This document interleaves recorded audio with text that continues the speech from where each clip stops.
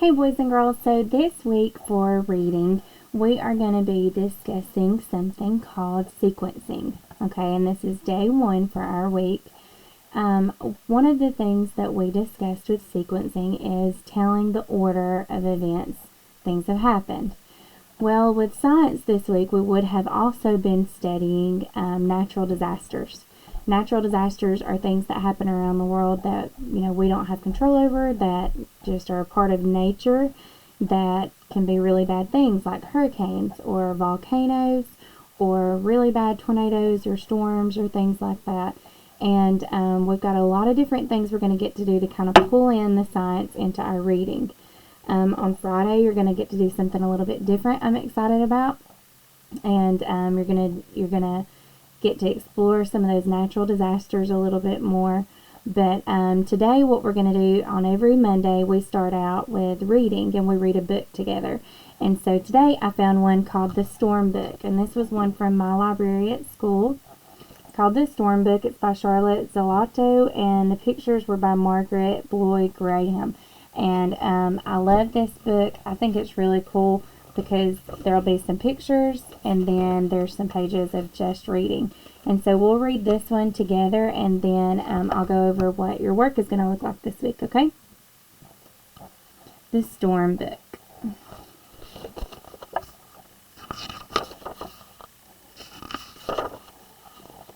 It is a day in the country and everything is hot. The grass looks dry and parched. The buttercups are sticky with dust. The daisy's white petals look gray, and all the flowers, the rambler roses climbing up the gate, the hollyhocks leaning against the house, hang limply on their stems. The little boy can almost see the heat quivering up like mist from the earth. A little caterpillar climbs carefully up a dusty blade of grass and then climbs down again. There is a special hot stillness over everything.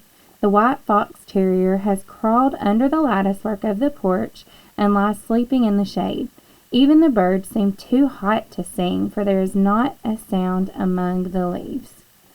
So we're talking about a really hot day. And here's a picture. You can kind of tell by this picture, everything looks really just hot outside. But the hazy sky begins to shift, and the yellow heat turns gray. Everything is the same color, one enormous, listless gray world where not a breath stirs and the birds don't sing.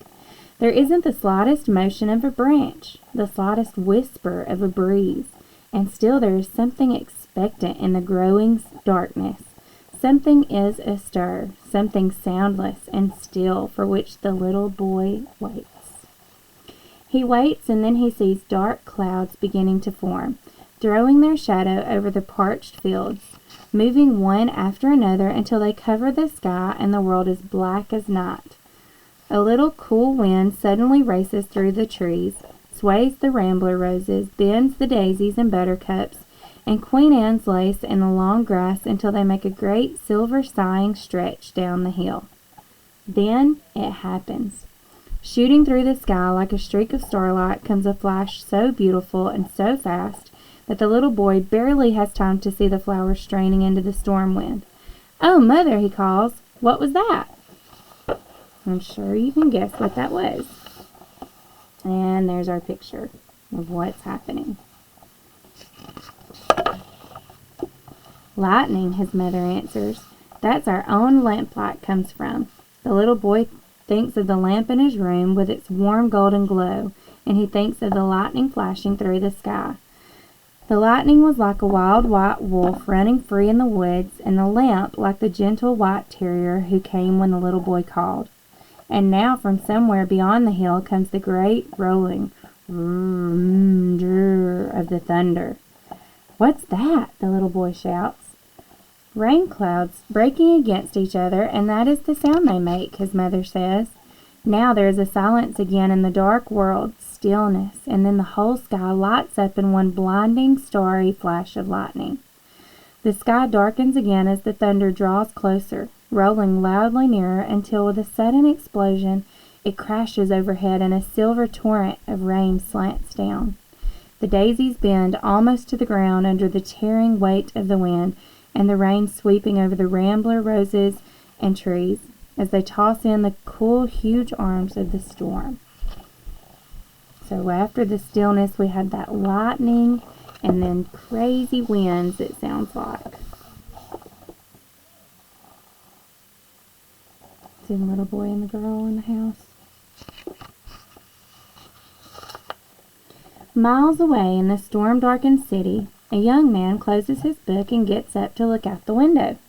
Below him on the street, the lighted store windows shine on the wet sidewalks, and every flash of lightning shows people running by, newspapers over their heads or umbrellas held down in front of them to buffet the wind and the rain. The tops of the tall buildings look cut off by the storm darkness, and the little city trees strain at their roots in their loop-fit circles, and the wind whips the leaves from their branches. The automobile tires make a swish-swishing sound as they pass. So now we've moved to the city.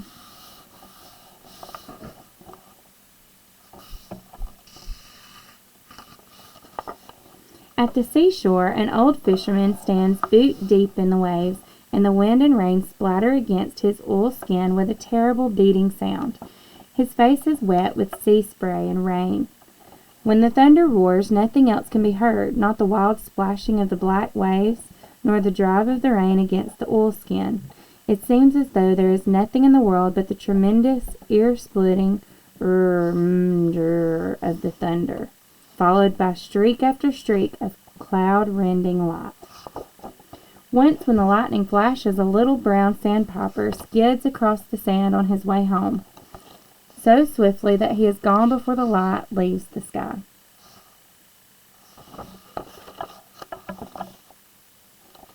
And there's our little sandpiper friend.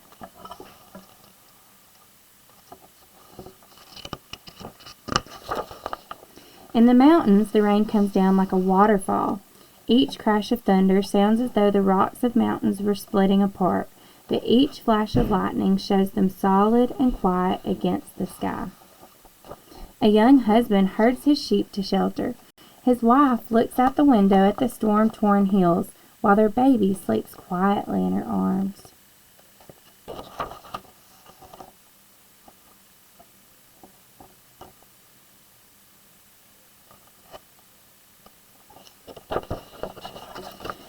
The rain drives against the windows of the little boy's house. It beats a loud, tattooing pit-pat, patting on the roof, and the wind rising and falling in the trees sounds like the sea breaking against the shore. Slowly the storm subsides. The sky begins to brighten, the thunder rolls away, and only from far, far off now can the little boy hear the as the wind blows the great clouds away from the cool, wet land. The loud pit-pat-pitting on the roof grows softer and softer, and slowly becomes a dull pit-a-pat, pit-pit-pit, and at last stops altogether. The air is clean and fresh, and smells of wet earth and growing things. The rambler roses have covered the ground with a shower of wind-driven, sweet-smelling petals. The daisies are still bent from the weight of the rain, and their moist white petals cling together. But already the buttercups are standing straight, fresh, and glistening, with one clear raindrop cupped in each shiny yellow blossom. A queer yellow light spreads over the earth now, so faint, so fine, so beautiful that the little boy lets out his breath with a soft whistling sound. And suddenly all the birds break into song. The glistening wet trees are loud with sharp, quick twitterings and long, full-noted calls. Here and there in the sparkling grass a quick brown sparrow pecks around looking for worms. The light covers everything now, the house, the hollyhocks, the great stretch of grass, the trees, and the fresh, cool face of the little boy who stands in the doorway watching. "What's that?" he suddenly calls to his mother. She comes to the door and looks through the yellow light to a great curving, misty arch of color that, coming from farther than they can see, bends across the sky, over the city, over the yellow storm-whipped sand, over the clean-smelling, bird-singing mountains, over the hill toward the little boy's door.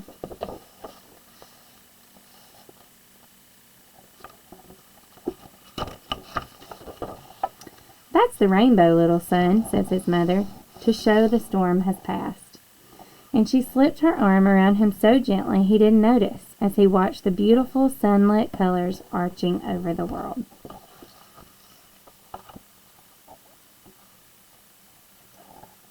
Okay, and that's our book for today.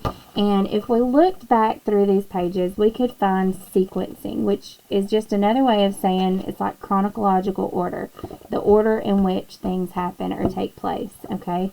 And in the beginning of the book, we could go back and find that in the beginning, it's a really hot, really warm day outside, and he talks about how still everything is. Everything seems to just be standing still, and it's really hot. And then next we hear something in the air, and it is lightning. And then after lightning we have thunder. Okay, and then after the thunder came the rain and the winds. And then at the very end we had the rainbow. Okay, so this was one example of, we can look at a storm and kind of think of chronological order or sequencing, and the events in the order in which they happen, where something happened first and then you tell what follows afterwards.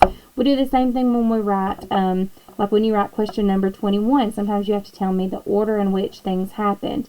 Tell me those keywords, first, second, last, then, things like that.